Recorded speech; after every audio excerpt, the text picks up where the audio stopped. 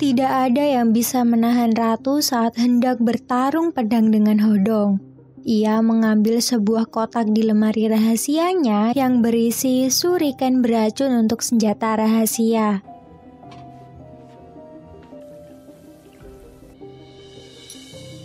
Pelayan ratu terus berusaha mencegahnya, namun tetap tidak berhasil.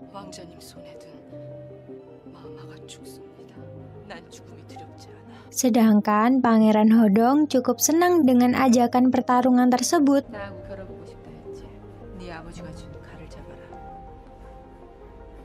Di aula, raja dan beberapa petinggi tengah berbincang. Jabo menyampaikan keresahannya atas suku Biryuna yang tengah mengincar Hodong. Ia menuntut penunjukan putra mahkota secepatnya. Namun usulan itu ditolak oleh Tuan Chu Balso karena dalam politik harus ada yang dikorbankan demi mencapai kemenangan lain.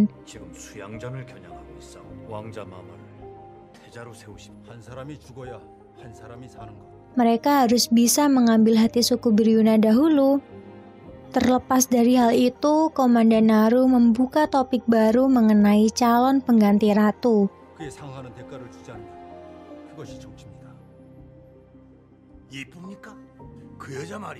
Ia adalah wanita cantik yang cukup ambisius sekaligus tidak tahu diri, bahkan berani memerintah putri orang. Masalah wanita kerajaan di luar ranah politik, sehingga yang berhak membahas kali ini adalah keluarga kerajaan. Jenderal Naru memberikan sebuah solusi untuk raja. Daripada repot mengurus suku Biryuna, alangkah baiknya jika menaklukkan Wanggoing dan Choi Li. Dan untuk masalah ratu, cukup menjadikan ratu istri sah dan wanita yang bernama Sojirun itu sebagai istri kedua.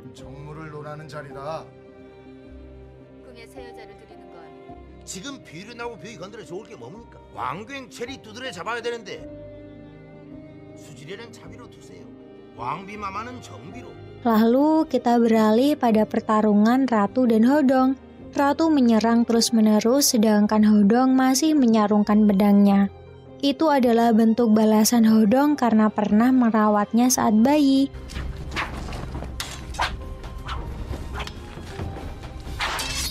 Hingga sampailah saat Ratu melesatkan senjata rahasianya yang beracun namun gagal mengenai sasaran. Hodong tidak menyangka ibu tirinya akan benar-benar membunuhnya.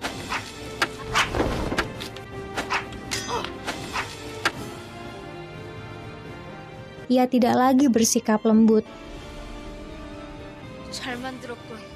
Ia menarik pedangnya dan pertempuran semakin sengit. Pertempuran itu diam-diam disaksikan oleh Jabo, dan saat itu Hodong berhasil mengacungkan pedangnya di leher Ratu.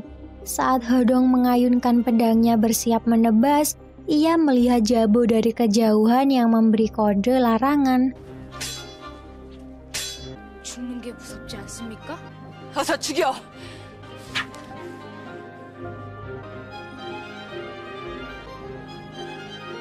Akhirnya Hodong hanya menebas ikat pinggang Ratu. Ratu yang sudah bersiap mati justru direndahkan oleh Hodong, seorang wanita yang diabaikan suaminya dan ditelantarkan oleh ayahnya sendiri. Bahkan posisinya akan direbut oleh sepupunya. Ia bagaikan bayangan semata. Ia tidak ingin repot membunuh Ratu.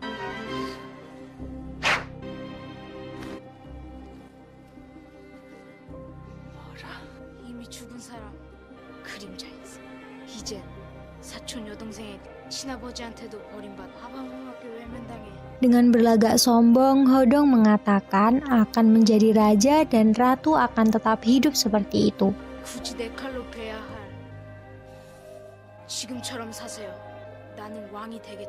Ratu yang marah langsung bergegas pergi menemui raja yang kala itu tengah bersama Sojirun. Rupanya wanita itu berhasil mengambil hati raja dengan kata-kata manisnya.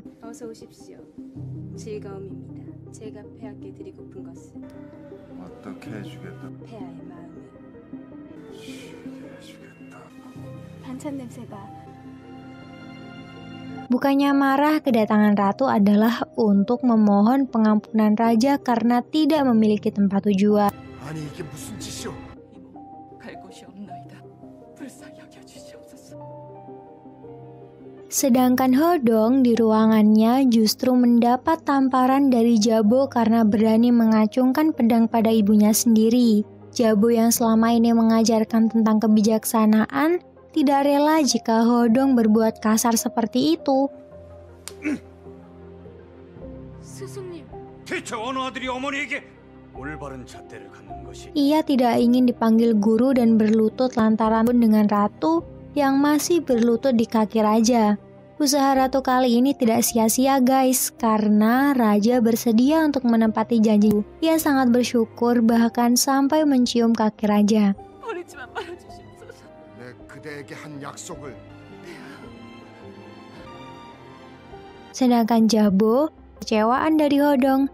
Sebelum ia pergi, Jabo mengingatkan satu hal tentang kekuatan yang tidak bermoral dapat menghancurkannya walaupun hanya dengan hal sepele. 서재의 예디년으로 한 말씀만 조금만 물결이 잃어도 보덕이 실종된 힘은 바로 뽑힙니다.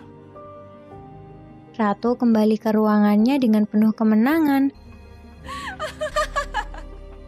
Berbeda dengan Hodong yang meratapi hubungannya dengan Jabo yang sudah ia anggap sebagai ayahnya sendiri, namun kali ini semua itu hanya kenangan. 제 마음의 아버지로 여겼습니다. Lalu Sins beralih pada Hengkai atau Ilpum yang diam-diam mengambil baju Jamyung. Namun ia ketahuan oleh teman ceweknya yang bernama Soso. Gadis kecil itu minta cium karena mengklaim Hengkai adalah miliknya. 소리 지를 거야? 뽀뽀해줘. 어차피 너 내 거야. Sedangkan Jamyung yang diberi nama Puku oleh Tuan Casung hanyalah seorang adik. 그래봤자 뽀뽀가 네 동생이. 논다. Hengkai memberikan baju ganti untuk Puku atau Jamyung yang mengompol di tempat hukuman. Jamyung sendiri tampak selalu penasaran dengan luka di dadanya. 저기 가 있어. 내가. Sedangkan kabar perahu Jamyung yang selamat dahulu baru sampai kepada Nyonya Hasu. Saat mendengar kabar tersebut, ia terkejut sekaligus bahagia. 섬 옆으로 배도 아닌 것이 사카 벨본 어부가 있다는 게 그게 정말이냐? Dan memerintahkan pelayannya untuk menelusuri hilir sungai yang membawa perahu Jamyung dan Ilpum kala itu. 그 물길이 어디로 데려갔는지 알아? 물길이 어디로 갔는지. Namun sayangnya kabar itu juga didengar oleh Nyonya Jasil. Nyonya Jasil tetap ingin menghabisi Jamyung walaupun Raja Yuhun telah mati.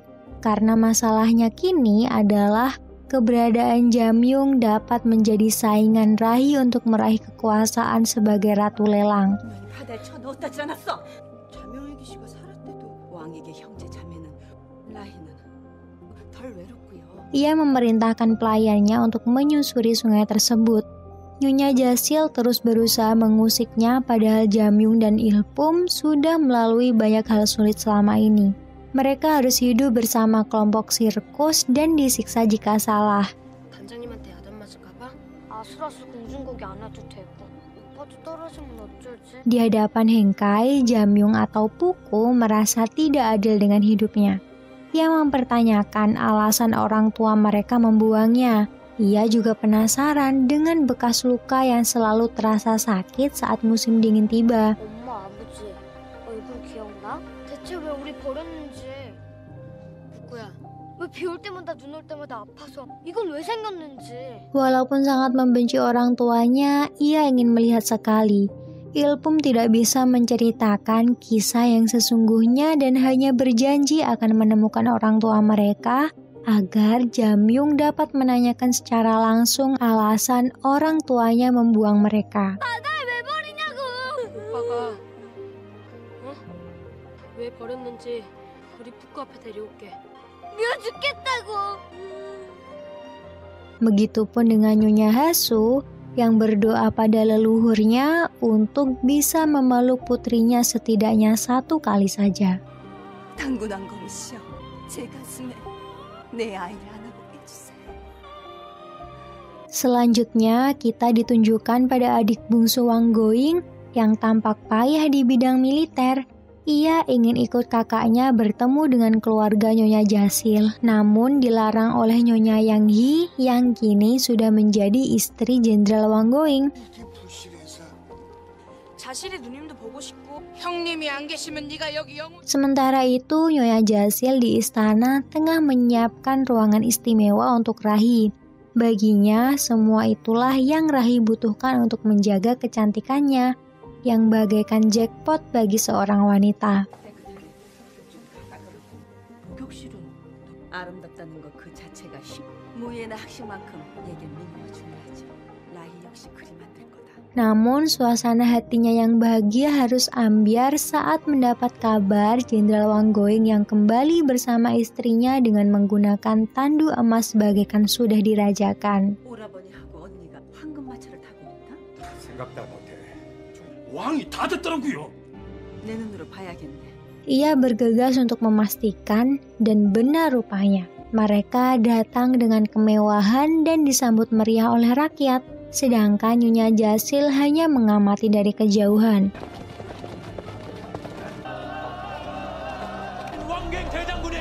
왕괭 대장군이시다. Saat Nyonya Yang Hee melihat keberadaannya, mereka saling bertatap sinis. Namun Nyonya Jasil langsung memberikan salam seakan menerima mereka bagaikan raja dan ratu, hingga mendapat simpati dari rakyat karena kecantikannya. 공성에 오심을 일어나거라. Jenderal Wanggoing mengajaknya naik tandu, namun Nyonya justru mengajaknya untuk berpacu kuda. 정예은 마님을 모처럼 동생과 시원하게 내 말을 가져오라. Di tempat lain, Rahi tengah berlatih pedang, namun terus mengeluh karena merasa wanita tidak perlu belajar pedang. Jenderal Choi Li datang untuk menemui putrinya berlatih. Di sela pembicaraan mereka, Rahi mengatakan dirinya akan menjadi seorang putri, sebagaimana yang ibunya katakan. 장군. 아버지, 그럼 내가 공주가 되는 거 맞? 라이야, 누가 그런 쓸데없는 얘기를 하다니. 어머니가요. Jenderal Choi Li berusaha memberi pemahaman pada Rahi jika Jenderal Wanggoing lah yang akan menjadi raja karena ia tidak ingin menang. 삼촌이 남남국의 왕이 이기고자 하는 마음이 없어. Penobatan Raja Nakrang sudah semakin dekat. Raja Muhyul tampak sumringah saat mengetahui Jenderal Wanggoing sok raja. Jubah yang dibuat Ratu Goguryeo pun juga sudah siap.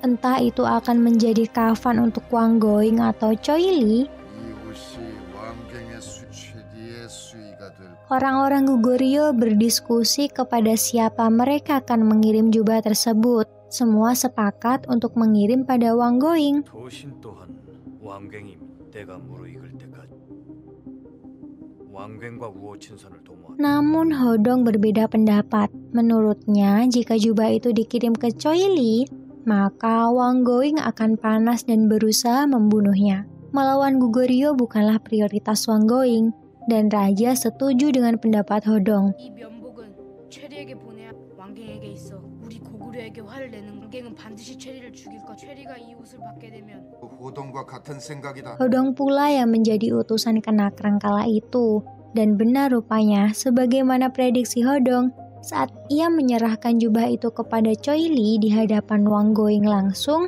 Jenderal Wanggoing langsung naik pitam. 이 면복을 입어주기 바란다 하셨어. 이 무슨 Jenderal Choi Li menyadari jika anak muda di hadapannya tersebut akan berbahaya bagi Nakrang nantinya. Sedangkan Wanggoing semakin berambisi untuk membunuh adik iparnya tersebut tanpa menarik perhatian rakyat dan merusak reputasinya. 죽여야 하는 건 당연히 이런 말 듣게 해서 위험이 서질 않아. 이목을 피해야지. 어떻게 죽이냐 말이지. Ia akan membunuh Jenderal Choi Li saat perjalanan di luar negeri, tepatnya di sebuah kapal. 죽이세요. 동모현으로 가는 길에 나라 밖에서요. 체리를 없애지. 배 안에서. Di lain pihak, Nyonya Jasil yang dapat memperkirakan kakaknya akan membuat rencana juga harus bersiap melawan. 그때가 언젠지 알아내야 되네. 오라버니가 서둘러 움직이실 텐데. 이건 영어 장관부터. Jenderal Choi Li berusaha meredam perseteruan dengan mendatangi Wang Going. Walaupun Jenderal Choi Li mengiyakan saat kakak iparnya menanyakan apakah ia mau jadi raja. Namun ia menyadari jika tahta itu bukanlah miliknya. Ia menunjukkan tato nakrang di punggungnya untuk meyakinkan. 왕이 되고 싶은가? 되고 싶습니다. 남남국의 왕자는 Lalu kita beralih pada kelompok sirkus yang bersiap untuk pertunjukan. Masing-masing anak ditimbang agar dapat melakukan tugas dengan baik. Hengka yang tadinya berpasangan dengan Soso, kali ini akan berpasangan dengan Puku atau Jamyung sebagaimana permintaan kliennya. 너 오빠랑 짝하는 거예요? 돈 주는 놈이 왕인데 까라면 까는 거지. 얘가 어떻게 공중에 올라가? 천상지할 실력이 안 됩니다. 공연에 늘하는데 어떡해. Ya, dia adalah Huguk yang ternyata saat ini ia bersama keponakan Raja Yuhun. Ia hidup bagaikan anjing namun tetap berambisi untuk balas dendam dengan membakar semua orang nakrang saat pertunjukan. 낙양성 오셨습니까? 내 숯불이 무원 왕이 그 수많은 놈들까지 전부 내빈관 환영 공연 때 재원한 널 아직 살려두는 것은. Suatu ketika, Godong yang masih berada di nakrang menyempatkan waktu untuk berkeliling istana. Dari sanalah pertemuan Hodong dan Rahi berawal. Rahi mengejek Hodong yang memiliki wajah jelek tidak sesuai dengan namanya. 그래. 잘생긴 사내란 뜻이라던데. 별로잖아. Sedangkan Hodong yang baru tahu itu adalah Rahi, teringat akan perkataan ayahnya yang akan menghadiahi Rahi untuknya saat dewasa nanti. Ia sedikit kecewa karena Rahi yang ia angankan ternyata gadis jelek dan gendut. 무슨 말이야? 이런 무례한. 참 못생겼구나. Namun ia dengan berani mencium pipi Rahi karena menganggap itu adalah hadiah dari ayahnya. Perbuatan Hodong membuat Rahi semakin marah dan menggores pipinya dengan pedang. 커서 좀 예뻐지면 내 상이거든.